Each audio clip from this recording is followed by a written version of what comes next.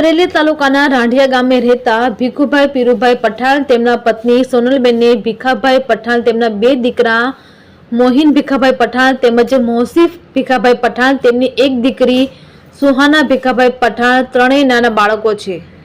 ભીખાભાઈ પઠાણના પત્ની સોનલબેન એકલા છૂટક મજૂરી કરીને કુટુંબનું ભરપોષણ કરે છે।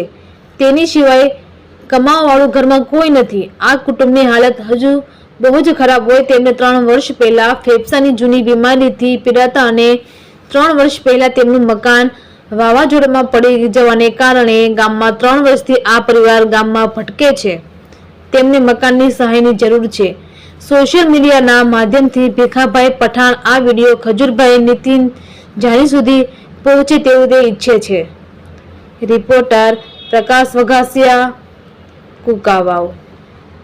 હું સોનલ બોલું છું, ભીખુભાઈ પીરુભાઈ પઠાણ। અમે ગરીબ વ્યક્તિ છે, નાના છોકરા છે, મારા નાના બાળકો છે। મારે કોઈ મહેનત કરે એવું નથી। મારો ધણી છે, બીમાર રહે છે, મારા ઘરનો આશરો નથી। મને કોઈક વાસ્તે મદદ કરો તો મારા ઘરનો। તમારું મકાન કેટલા ટાઈમ પહેલા પડી ગયું છે? 3 વર્ષ પડી ગયું। 3 વર્ષ રખડી જ ભાઈ અમે તમારા વાળી રહી છે, ગામમાં મકાન આપ્યું છે, ઓસરીમાં રહી છે મારા બાપ। તમારા ઘરવાળા કેટલા ટાઈમ થી બીમાર રહેશે? 3 વર્ષ બીમાર છે, એને ફેફસામાં ઓલું થઈ ગયું છે ને, તો બીમાર છે, એની મદદ કરો થોડી। તમે ખાવા પીવા માટે શું કરો છો? હું બેઠી બેઠી હાડીયું ભરું છું, છોકરાનું ગુજરાન રાખું છું। એને હાજર વાંડા હોય, કયક જાય કયક ન જાય, મજૂરી આવે ન આવે। તમારા બાળકો કેટલા છે? 2 છોકરા છે, 1 દીકરી છે।